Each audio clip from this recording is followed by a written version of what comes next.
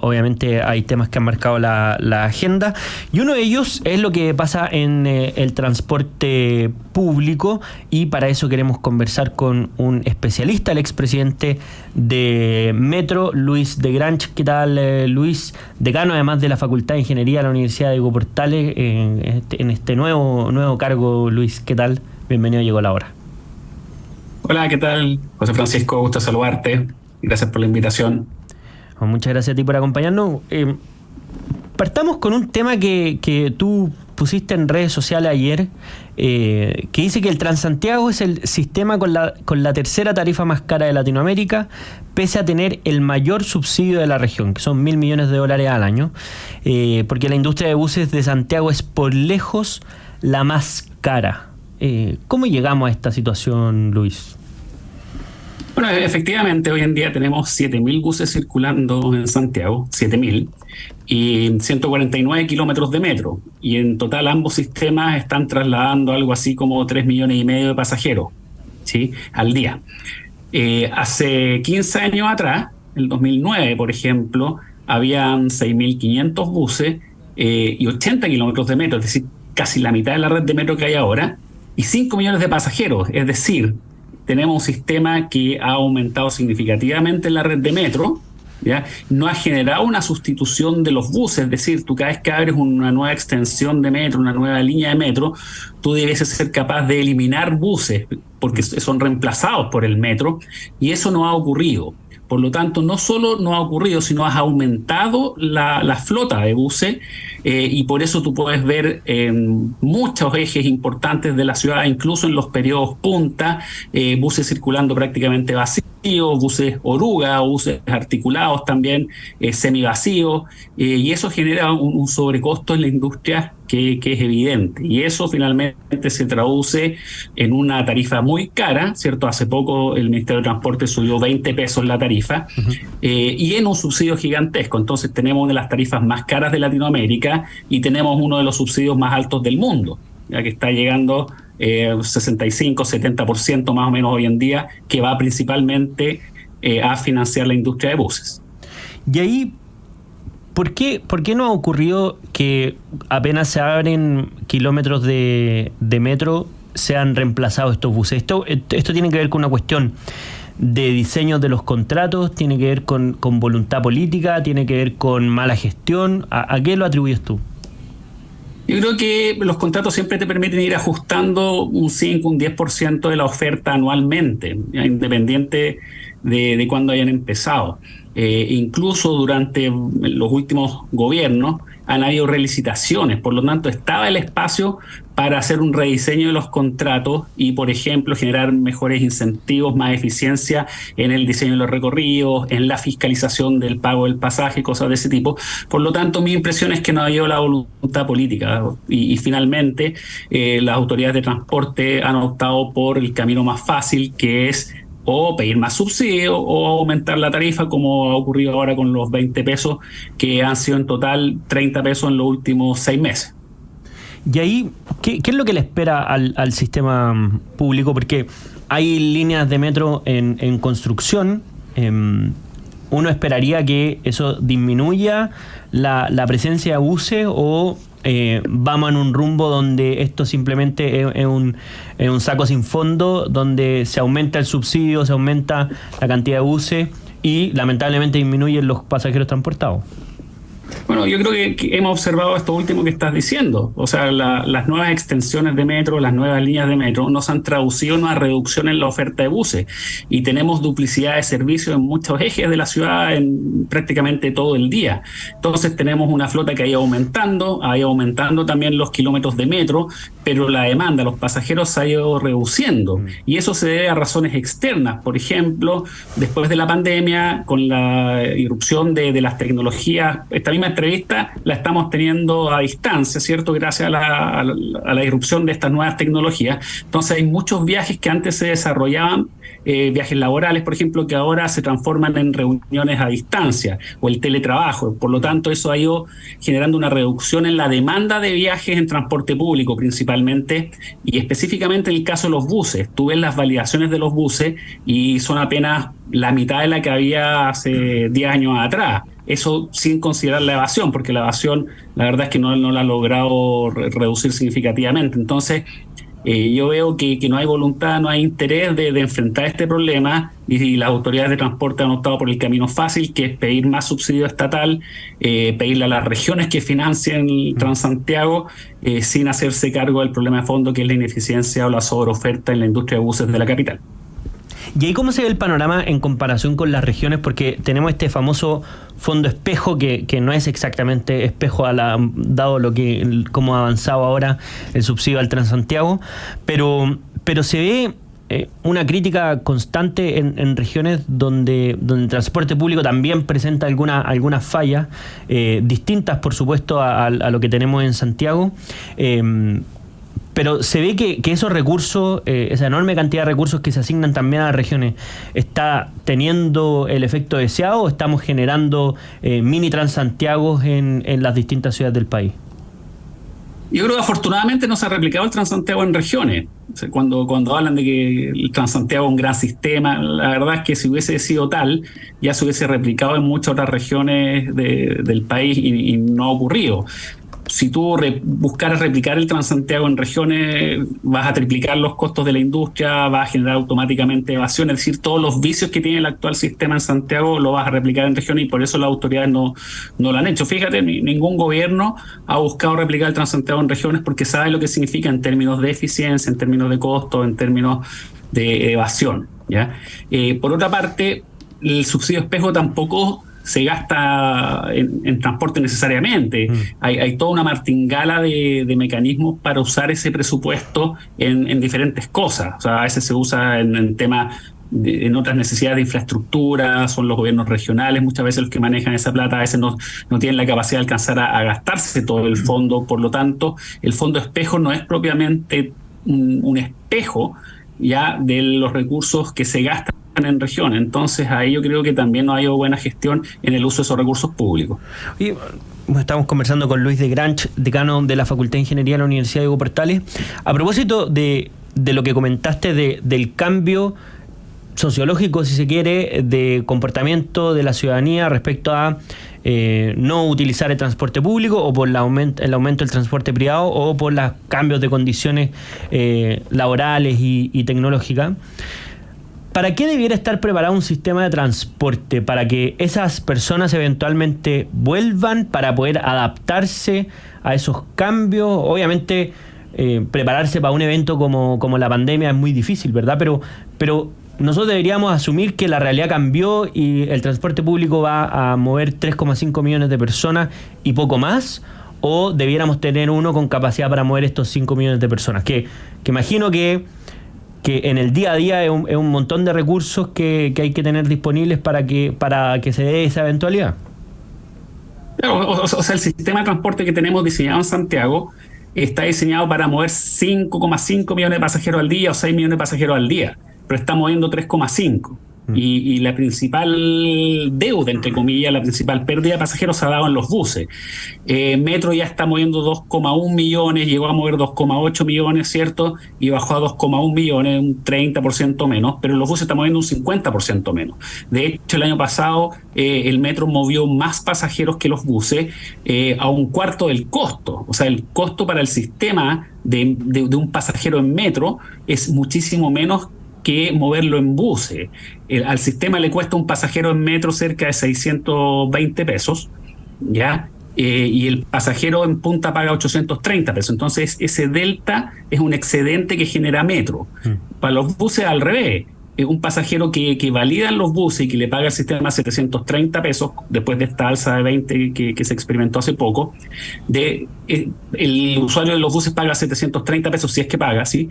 Y el sistema le paga al operador de buses cerca de 1.900, 2.000 pesos, Entonces, el déficit que genera cada pasajero en buses es enorme, y eso se debe a la sobreoferta enorme de la industria de buses, con buses articulados que no se necesitan, circulando vacíos gran parte del día, y así usando los recursos públicos. Yo creo que el sistema tiene que reducirse.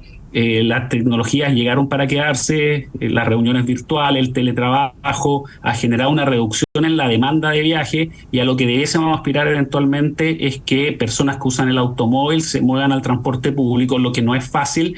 Sí, el metro lo logra, pero los buses no lo han logrado, la verdad es que nunca en su historia. Y ahí, desde ese punto de vista, ¿qué habría que hacer para ajustar esto a parámetros razonable, donde nuestro país no sea el que más subvenciona el transporte público, donde nuestro país no esté dentro de las tarifas más caras? ¿Qué habría que hacer para tener un sistema que uno diga, bueno, aquí ya hay una proporción adecuada respecto a las necesidades que tenemos como ciudad y a los recursos que ponemos a disposición para transportar a toda la gente? Yo creo que lo primero es tener buses más chicos. Los buses articulados no se necesitan. Y los buses articulados, por cada pasajero transportado, son un 50% más caros que los buses convencionales. Entonces, la primera medida que es una decisión de las autoridades, del Ministerio de Transporte, es no seguir renovando buses articulados. Y lo mismo con los buses de 2 pisos que compraron, que es un absurdo. O sea, los buses de 2 pisos son carísimos y son súper inoperantes. O sea, tienen malos tiempos de viaje, tienen mayores tiempos de espera porque pasan más tiempo detenido en paradero para que la gente suba al segundo piso. Tienen muchas falencias, tienen temas de seguridad también. Por lo tanto, yo creo que con buses más pequeños que se adapten a la demanda, tú podrías generar incluso menores tiempos de espera, mayores frecuencias en sectores más periféricos. Yo creo que falta una gestión en el diseño de la flota. Y lo otro, que los contratos también se adapten más a la demanda de pasajeros. O sea, no puede estar pagando por mover buses vacíos, que eso es lo que está haciendo el Ministerio de Transporte ya desde hace bastante tiempo. Pagar a los operadores independiente de la demanda que transporten. Es decir, es un negocio absolutamente rentable, sin riesgo para los operadores y que no condice el nivel de oferta con la demanda que estamos observando. Y ahí una de las conversaciones que tuvimos anteriormente es a propósito de cómo se incorpora esta nueva infraestructura del metro a las distintas zonas, especialmente zonas populares, por ejemplo, el metro a Bajos de Mena. Ahí uno debiera esperar que esas personas se vayan masivamente al metro y abandonen los buses. ¿Qué va a pasar con esos buses? ¿Va a seguir la misma situación actual? Porque claro, vemos que no se está reemplazando como peso por peso, si se quiere, como va recursos destinados al metro, se ahorra desde el Transantiago, sino que al contrario se empieza a multiplicar simplemente esos gastos.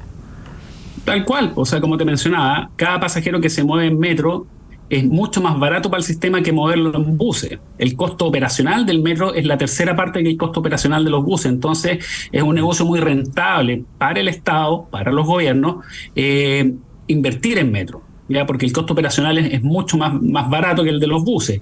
Y cuando se inaugura una nueva línea, una nueva extensión, por ejemplo, la extensión de la línea 3 a la Plaza de Quilicura o de la línea 2 hasta Hospital El Pino en San Bernardo, tú generas una sustitución, pero esa sustitución de pasajeros que dejan de usar los buses y se van al metro, no la ves reflejada en la oferta y sigues pagando a los operadores la misma plata que establecen los contratos, principalmente por oferta, por bus kilómetro, por decirlo de alguna forma, y con eso observamos todos los días, incluso en los periodos punta, buses circulando semivacíos. Entonces, ahí hay una pérdida de recursos estatales que pueden ser usados en educación, en salud, en vivienda, en pensiones.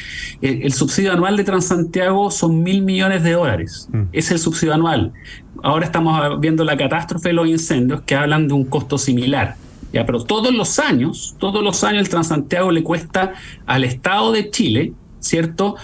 Lo mismo que le ha costado los terribles incendios que hemos estado viendo en esta temporada. Entonces, a mí me sorprende la falta de preocupación por parte de las autoridades y por parte del sector político de la plata mal usada en Transantiago, como si no tuviese un uso alternativo.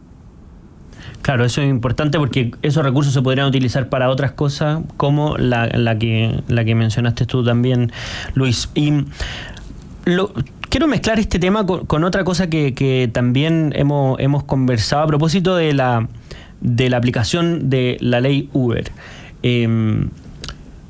¿Cuánto puede afectar, y si es posible medir, el impacto que podría generar la implementación de esta ley en el transporte público? Uno diría, bueno, mira, esa gente masivamente se va a ir al transporte público, esas personas van a optar por tomar otro tipo de transporte privado, o esas personas se van a pasar al auto, porque partiendo de la premisa que la eventual aplicación de esta ley disminuiría la cantidad de viajes, ¿verdad?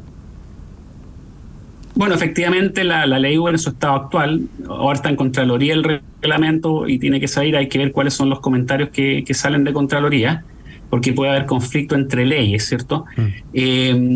El principal afectado dentro de los pasajeros Uber van a ser aquellos que pertenecen a sectores rurales y más periféricos. O sea, el usuario de Providencia, de Las Condes, Santiago Centro, no se va a ver afectado porque tiene muchas alternativas de transporte. Tiene metro, tiene un sistema sobredimensionado de buses, entonces no se va a ver afectado. Entonces los más afectados son aquellos que tienen un mal sistema de transporte público, que tienen un sistema de transporte público muy precario, con frecuencias cada una hora, por ejemplo, con malos tiempos de viaje. Esas personas van a haber duplicado o triplicado los tiempos de viaje porque los vehículos tipo Uber, por decirlo de alguna forma, son mucho más rápidos.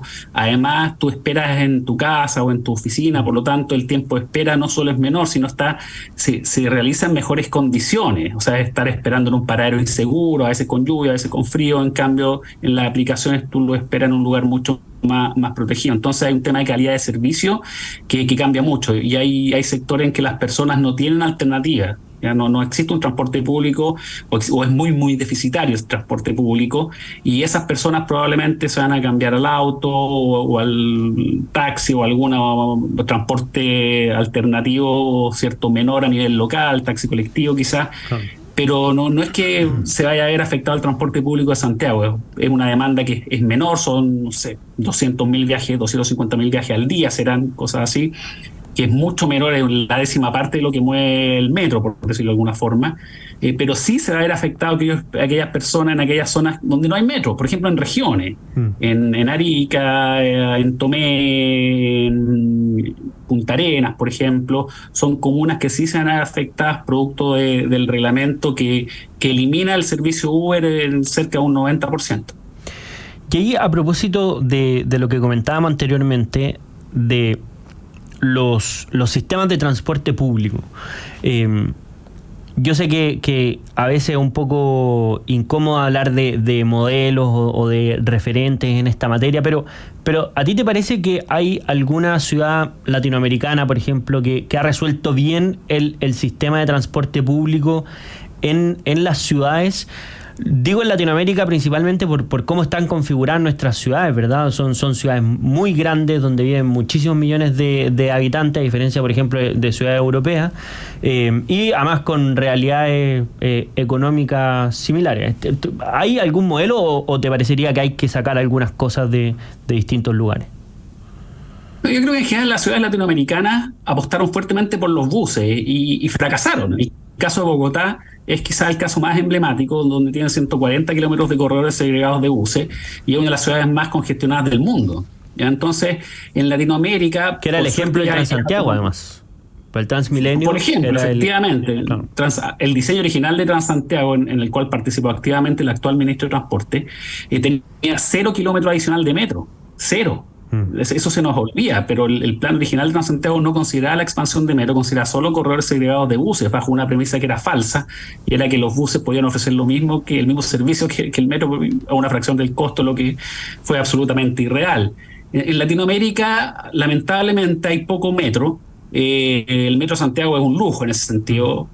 Solamente Ciudad de México tiene un metro más extenso, pero mucho más deteriorado que el nuestro. O sea, nosotros tenemos líneas que son de primer mundo, las líneas 3 y la 6, estamos avanzando en la línea 7, la línea 9 ya empezó los estudios de ingeniería, la línea 8 que va por la Florida, Macul, la Florida, ha estado paralizada. pero la verdad es que Latinoamérica no es un referente en materia de transporte público, ni mucho menos. O sea, en ese sentido, Santiago es por lejos el mejor sistema de transporte público de Latinoamérica. El problema es que es excesivamente caro. ¿Por qué? Por la razón que ya comentábamos de que tenemos una sobreoferta de buses que es financiada con subsidio estatal. O sea, en el barrio está lo que no hay que hacer. Tal cual. Y en el mundo, en el mundo, ¿hay algún ejemplo de qué cosa habría que hacer? Porque es verdad lo que tú mencionaste, el metro de Santiago es un lujo en comparación con países desarrollados también. O sea, uno va a esos lugares y se ven metros más antiguos, incluso más deteriorados, más llenos que el metro de Santiago. Pero tú ves como una combinación adecuada, quizás en Estados Unidos, las ciudades grandes, no sé, donde uno diría, mira, aquí mezclan lo que habría que hacer. Y digo como para no comprarnos modelos completos que finalmente pueden terminar fracasando, como pasó con esta imitación del Transmilenio en nuestro país. Yo creo que hay que ver las ciudades según el tamaño. Es importante corregir por tamaño y comparar ciudades que tengan una población similar y una expansión similar. Por ejemplo, compararnos con Ámsterdam o con Copenhague no tiene mucho sentido porque las distancias de viaje son cortísimas allá. Claro. ¿Ya? Entonces tenemos que compararnos con ciudades extensas, quizás con Madrid, con Londres, más o menos con Berlín, ¿cierto? También hay ciudades asiáticas, ciudades chinas, Tokio, una ciudad gigante, y en esas ciudades lo que ocurre es que hay extensa red de metro, de trenes urbanos, de trenes suburbanos, y los buses son un complemento menor. ¿Ya? La mayor parte del transporte en esas ciudades la realizan los trenes urbanos, principalmente el metro. Y eso es lo que ha ido ocurriendo en Santiago también. Hace 10 años o 15 años, los buses movían mucho más pasajeros que el metro, pero conforme tú vas extendiendo la red de metro, vas revirtiendo la cifra. Y como te digo, este año 2023, el metro ya superó a los buses en cantidad de pasajeros transportados, y esa tendencia va a continuar los próximos años. Y justamente por eso es tan importante reducir la sobreoferta de buses, porque si no, los costos van a ser impagables. Y ojo, que es un subsidio del Transantiago que es financiado por todas las regiones de Chile. Claro, es un muy buen punto. Bueno, Luis de Granch, decano de la Facultad de Ingeniería de la Universidad Diego Portales, expresidente del Metro, muchas gracias por habernos acompañado en esta edición de Llegó la Hora y aclararnos el panorama de nuestro sistema de transporte público. Encantado y gracias por la conversa, José Francisco, que esté muy bien.